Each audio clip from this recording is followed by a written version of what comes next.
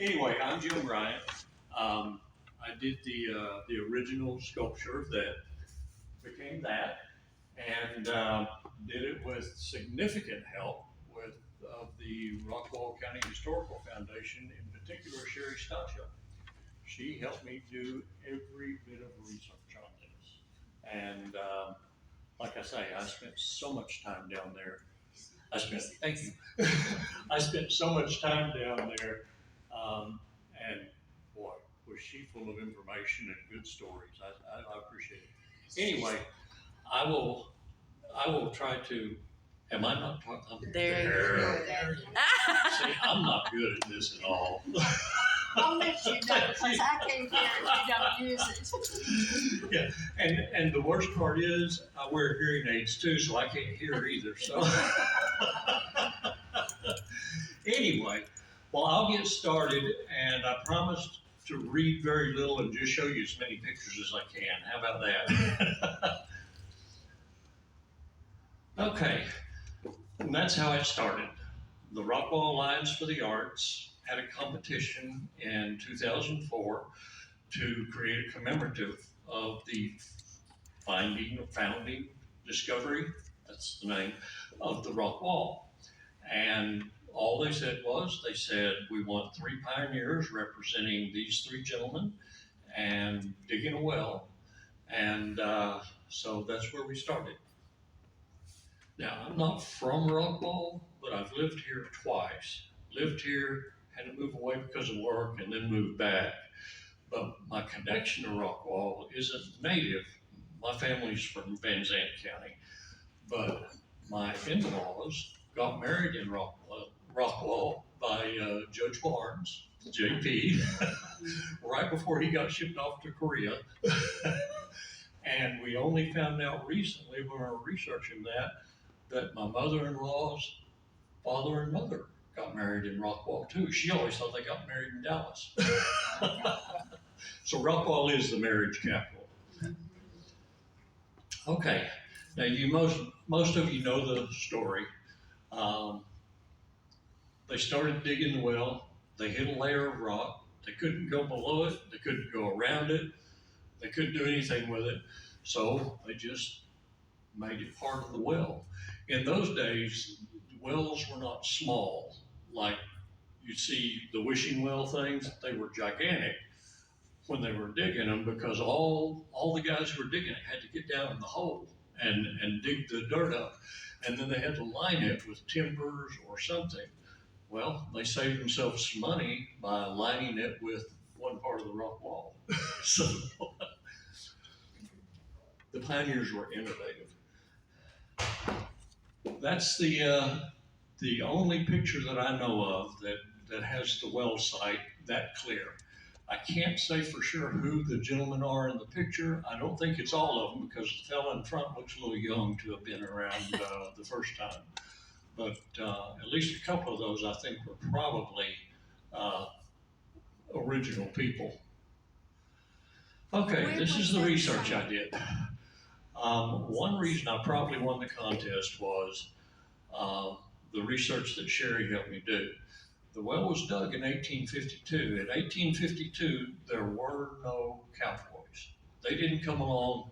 I mean, there were cattlemen, but the cowboy that we think of today didn't come along until after the Civil War. And most of the other artists that submitted things had cowboys digging the well. Well, that wasn't really it. So I did research on the type of clothing that was worn in the 1850s, and they didn't wear cowboy hats either. And then I started planning. I looked up the boots, I looked up everything, and then I just kind of made them up for myself, because there were no pictures of these gentlemen, except they were in their much later years. Okay, this was the original design that I came up with. And I used, I actually took that with me to the competition where they looked at it. And it was rough, but I don't always use sketches. You saw some sketches that I did, but I kind of sketch in clay. And I come up with my ideas 3-dimensionally. And that was the original concept. Some people say they like that better. Actually, I think it turned out better like this. And that's what it looked like in clay when I first did it. Now, over the years, they've kind of been moved around and moved apart and things like that, so you can see them better. But that was the original clay design. Now, after the clay is designed and made, they actually, and that was the enlargement. Let me talk about this part over here.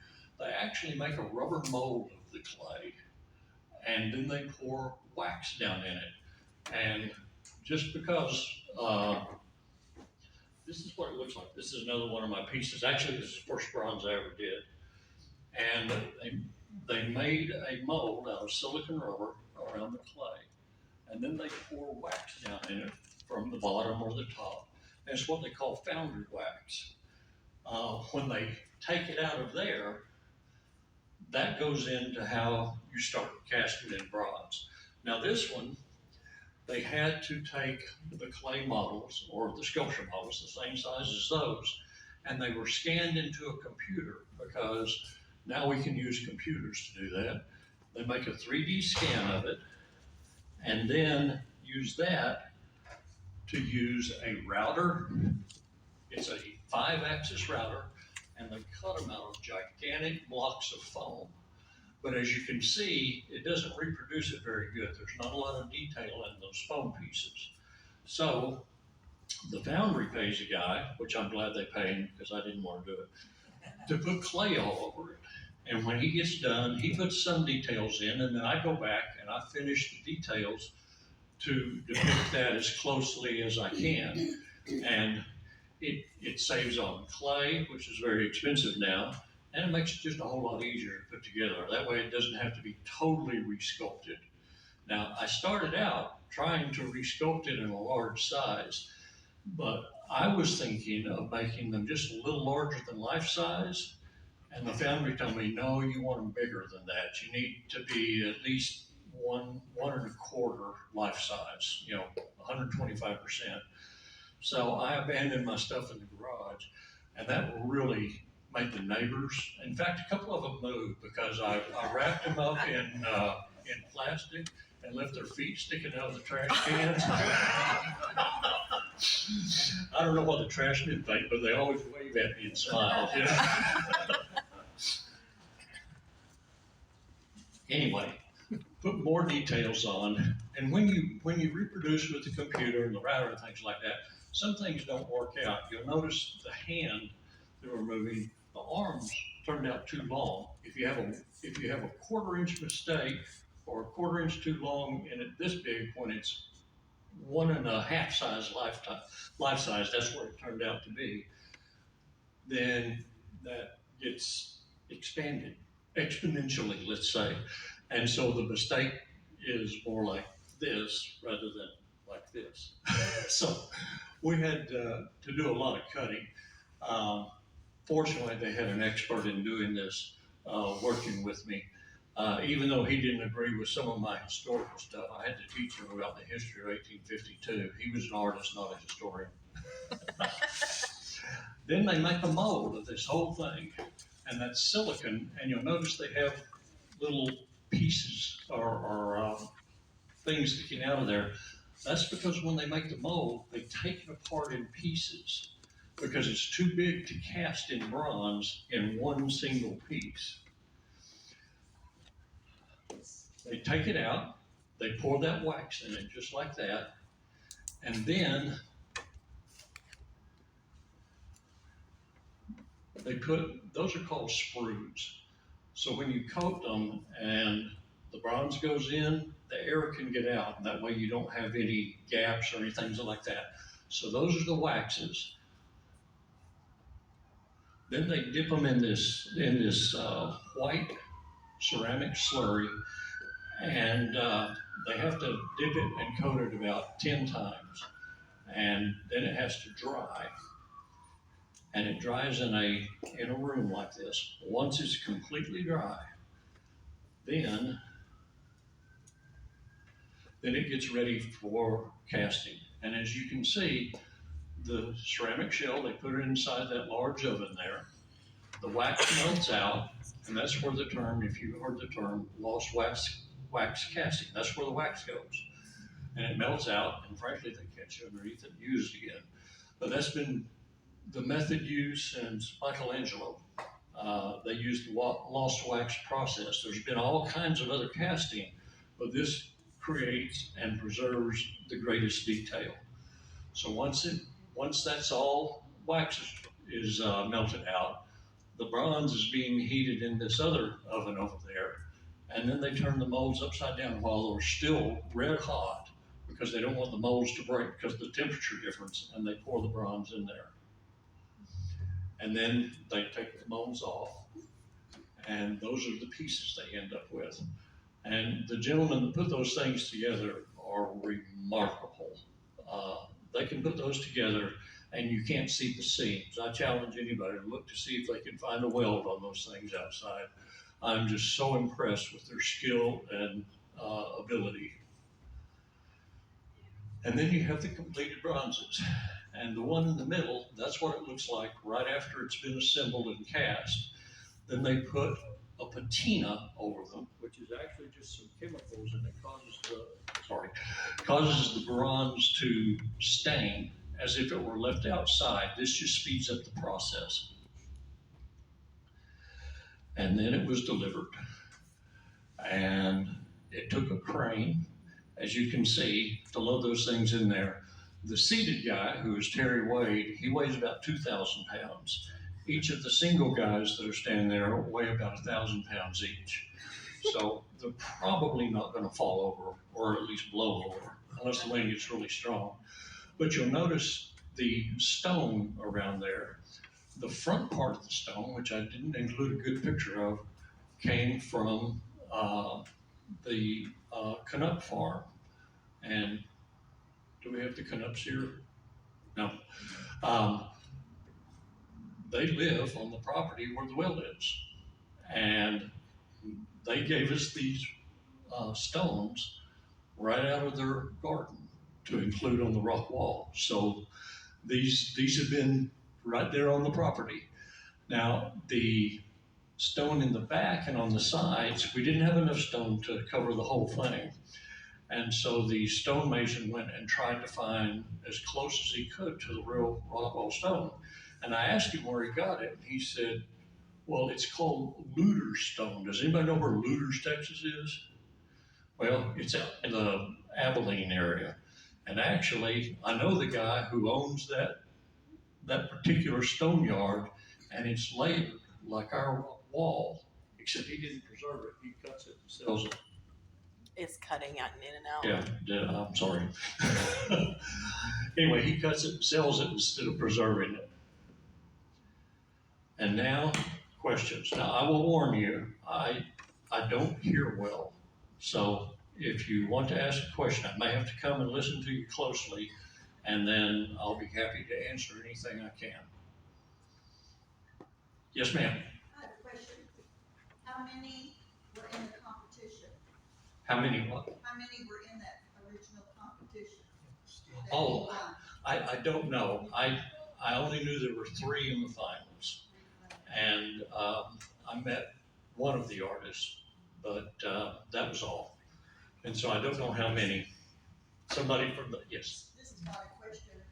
I thought the bronzes were solid, but it looks like They're hollow. they're hollow. Yes, only the smallest pieces of even this, like the shovel and this pry bar and these things, those are solid just because they're so small.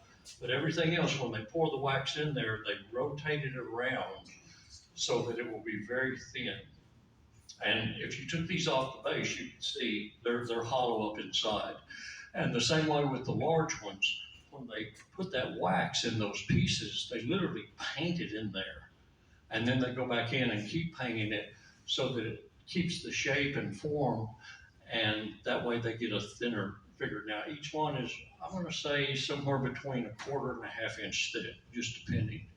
And that's why they cast it in pieces. Otherwise, if they had been solid, they probably would have weighed many more thousands of pounds and would have been more expensive too. question. Yes, ma'am. Okay, so from how long did it take from when you gave them the designs Yeah. to when installation? How long was that process? Oh, it was a little over a year. We thought we could be done in 9 or 10 months, but the problem was COVID. Do you remember COVID and the lockdowns? Well, all the trucks stopped delivering too. They couldn't get supplies. And so they had to scrounge just to get the supplies for it. And that just slowed things down further and further and further. Our goal was to get it done by Founders Day of 2022. And we couldn't get it done. And so it was ready. Once again, the materials were unavailable. So it was April of 2023 that it was actually delivered. We had the dedication day and all like that. They didn't really publicize the dedication day. And I think it's because they didn't want to interfere with the farmers market, and they were trying to pick a time where there would be less traffic. It's going again, isn't it? And it's probably me. But that's all right. We did that. My family and I came. My family came in June, and we had our own celebration. I have a question. How much did this cost? Okay. You mean the entire Yes, from the beginning to the end. the big monument, right? Okay. It was now including the landscaping and things like that. It was just a little under $300,000. Now. The foundry really gave us a deal because the foundry did the original cast on this thing. And they kind of had it's a family-owned foundry too. And they had this personal connection. Now, in contrast, have you seen the Ralph Hall statue in the new courthouse? That cost $300,000. So we got 3 statues for the price of 1. And also that's a famous artist. And so he charges a lot for his fame, let's say. But out of that, it all, just in case somebody wonders, because Mayor Fowler, when he was mayor, I want everybody to understand, I'm having real trouble with this. It's not you, it's the mic. It's Oh, the okay. mic. You don't. Are you familiar with the hotel motel tax? Yeah. Okay, that tourists come through and they pay a tax on their hotel rooms. And that tax, some of it goes to the state, some of it goes to the city. Well, during COVID, we had no festivals, no music festivals, concerts on the lake, a whole bunch of things just stopped happening. But the money kept coming in. And so at the end of it, and it wasn't a sure thing, but I had read in other places that if the money sits there too long, the state will take it back. Yes.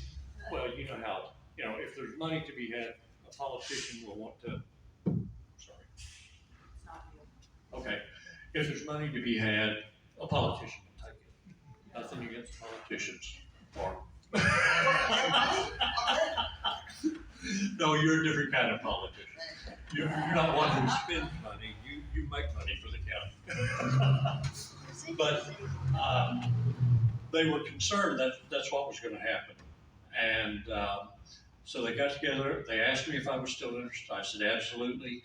And we just let them do it. Now, and I'm not bragging, but I gave up on making money on this a long time ago.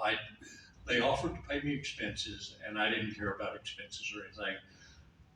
I wanted to see it done. And so I didn't get a commission, and that's all right. It took 20 years to get here. After that, you kind of lose your taste for, okay. So I was just happy to see it done. And like I said on dedication, God gave me the talent. I didn't develop it all myself. And I just need to be able to share it with people and make them happy. So that was my goal. That's what I did.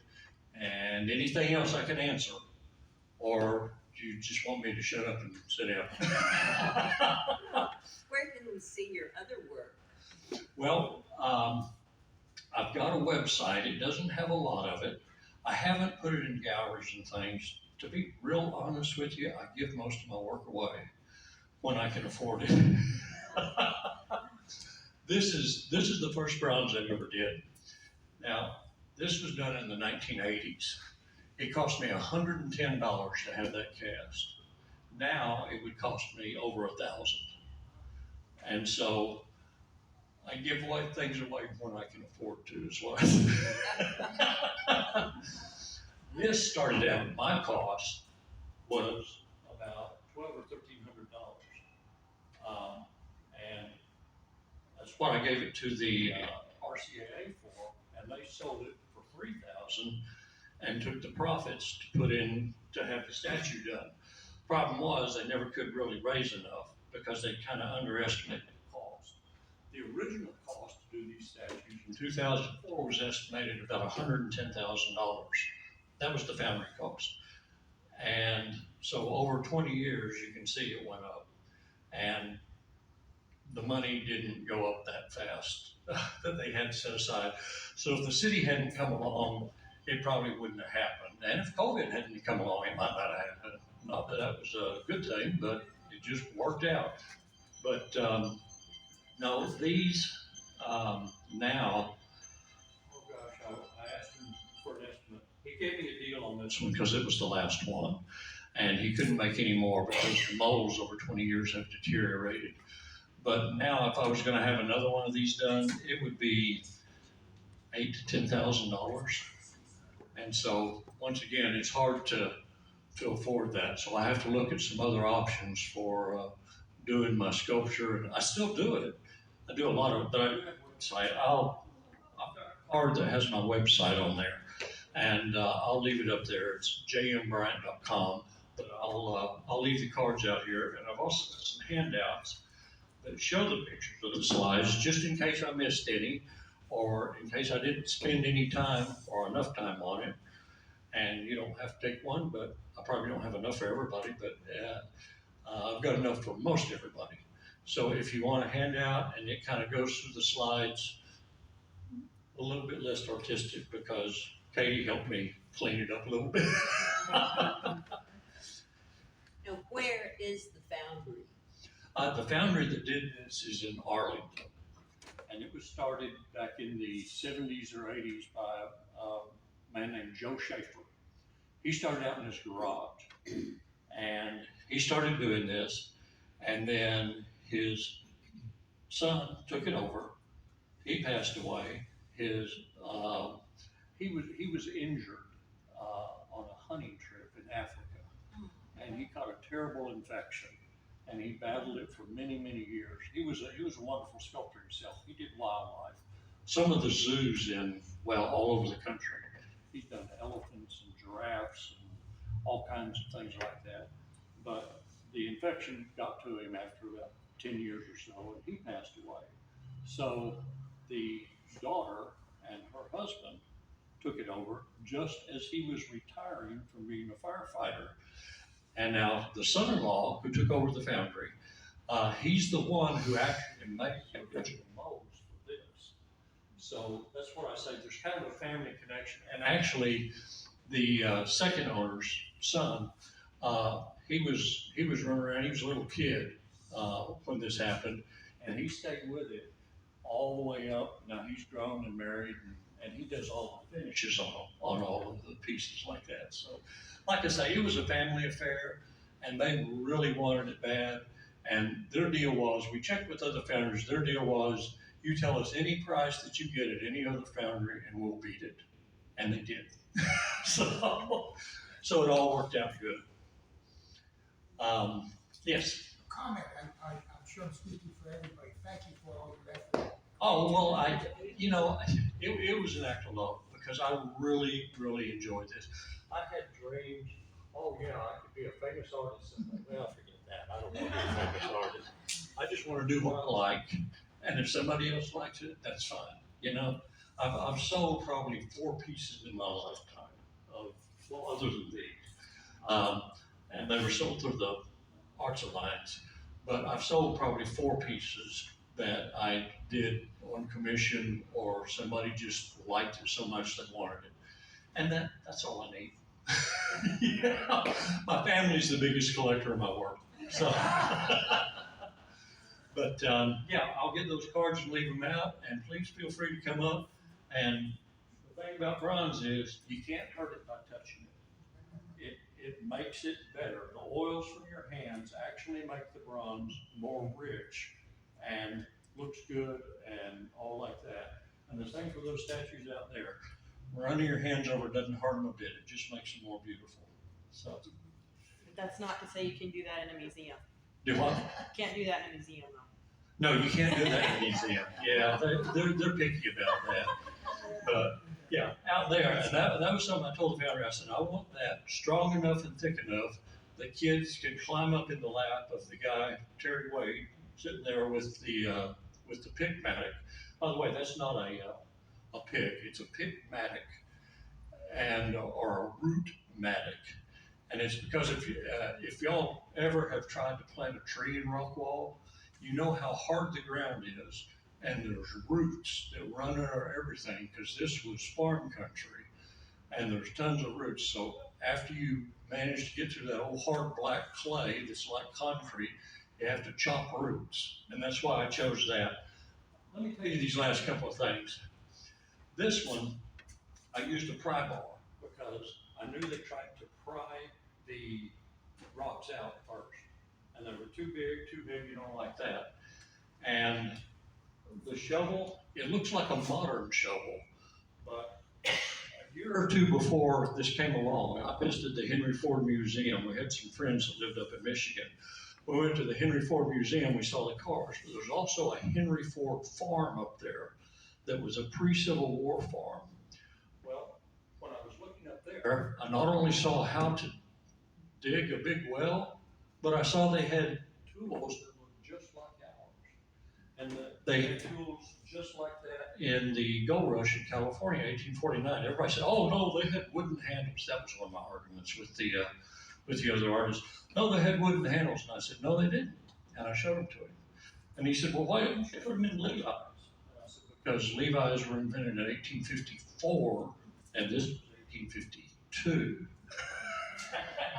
And he said, well, where are the fastened, how do you fasten the suspenders to them? I said, buttons, because they didn't use belts then, unless you were carrying a gun or something like that. I said, so they had buttons. And he just looked at me, just like, how do you know all this? Sheri Stodghill, that's how I know all this.